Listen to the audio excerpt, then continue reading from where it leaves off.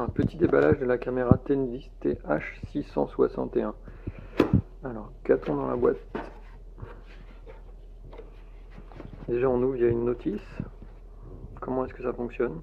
La notice est en anglais. On a la caméra bien emballée. La caméra. Un adaptateur secteur européen. Un mini CD d'installation. Un câble. Et le support de la caméra.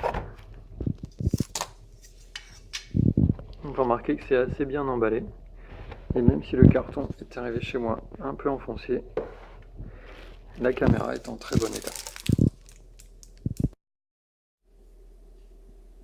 Sur la notice, il y a deux côtés. Un côté pour expliquer comment connecter la caméra à Internet via un PC, c'est ce côté-là. Et de l'autre côté, comment utiliser l'application iOS ou Android. Nous allons voir comment le faire par le PC. Alors pour brancher la caméra, c'est très simple. On a la connexion pour Internet et la connexion pour l'adaptateur. On branche d'abord Internet, puis l'adaptateur. Une petite LED bleue s'allume et la caméra va démarrer.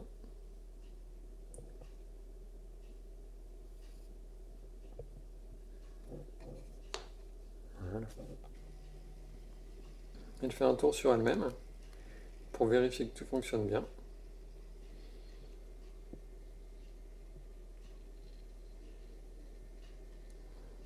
On voit que ça fait presque 360 degrés.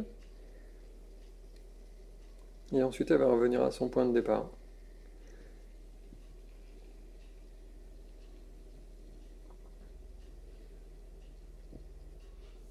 Et voilà, maintenant nous allons voir sur l'ordinateur comment paramétrer tout ça. Alors après avoir téléchargé le petit utilitaire Tenvis, notre caméra est trouvée. On va la charger. Ça nous demande de changer le mot de passe.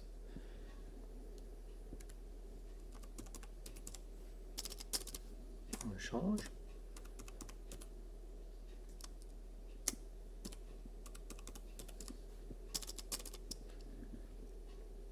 Hop, ça a été changé, c'est OK.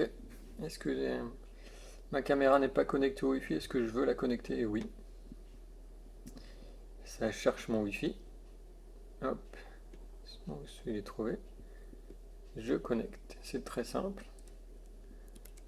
J'ai copié mon mot de passe, là je l'ai collé. OK.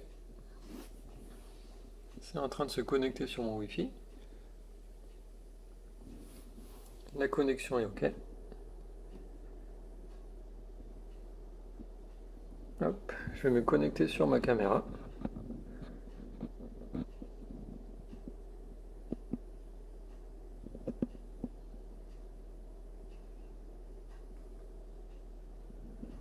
Ça me demande le login et mot de passe admin.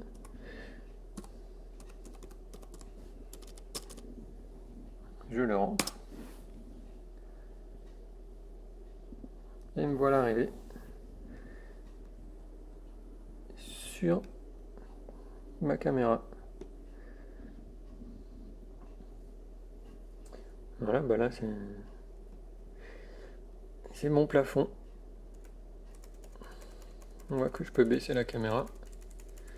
Vous allez m'apercevoir en train de filmer. Bonjour. Et je peux aller à gauche et à droite. Sur la gauche, sur la droite.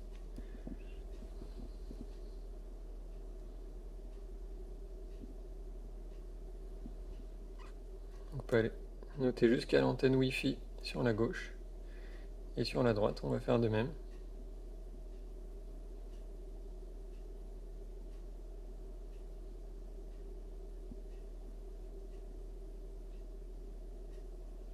Également jusqu'à l'antenne Wi-Fi. Sur le site en direct, on peut retrouver la résolution de l'écran, les flèches pour aller à droite ou à gauche, en haut, en bas, faire bouger sa caméra. Patrouille qui nous permet de faire bouger la caméra toute seule de gauche à droite.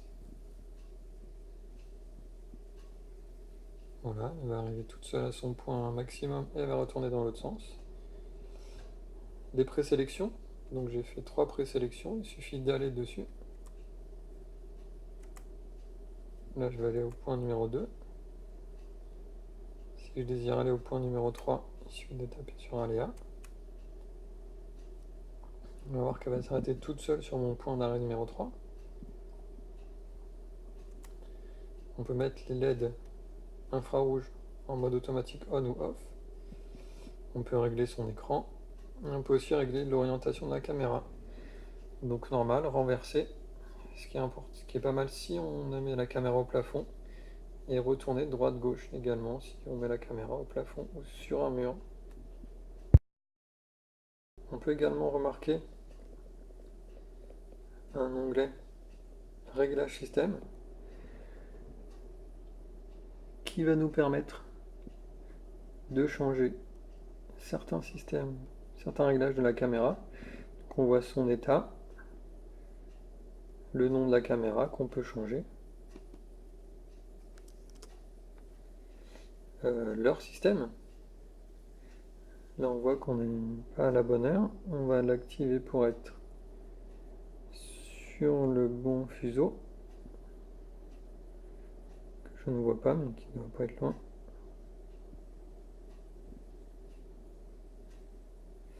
Voilà, Paris. Heure d'été, on peut mettre heure d'été en hiver. Je sauve bien sûr. Hop, on voit qu'il est 13h30, ce qui est cohérent avec l'heure de mon PC. On peut administrer les comptes utilisateurs, leur donner des droits. Les réglages réseau, donc si on veut DHCP, le port pour accéder à la caméra, régler le Wi-Fi si jamais on s'est trompé ou si on veut régler le Wi-Fi alors qu'on est connecté en câble Ethernet, UPnP et des DNS. Ensuite on peut régler les alertes sur détection de mouvement. On peut gérer des zones et une sensibilité jusqu'à 4 zones. On peut déclencher des enregistrements sur détection de son. Que faire sur une alerte? Envoyer une image, stocker sur FTP, enregistrer sur la carte SD. On peut aussi gérer des horaires de déclenchement. Ici, on peut régler les emails, qui va envoyer l'email, à partir de quel paramètre SMTP, et sur quel serveur FTP enregistrer, tout ça. Au niveau des photos et vidéos, on peut enregistrer selon certains horaires, faire des photos également. Et là, c'est des paramètres audio et vidéo et audio. Et d'autres paramètres. Réglage PTZ pour savoir à quelle vitesse on va de gauche à droite et de haut en bas. Et configuration système pour sauvegarder la configuration, bien sûr. L'importer, faire une mise à jour. Voilà, vous savez tout. Je vais ajouter la caméra sur mon système Synology. Donc en réglage rapide. C'est une caméra on vif.